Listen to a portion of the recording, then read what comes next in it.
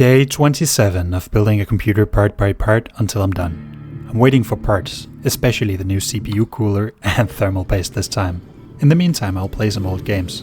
Old source games have a special place in my heart, blasting music as soon as you enter the lobby, with random Russian dudes on the mic. Listen to this.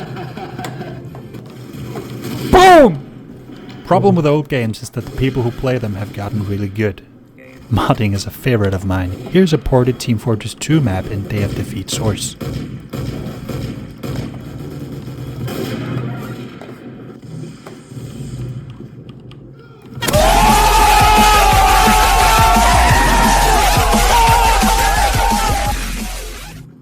Oh my god!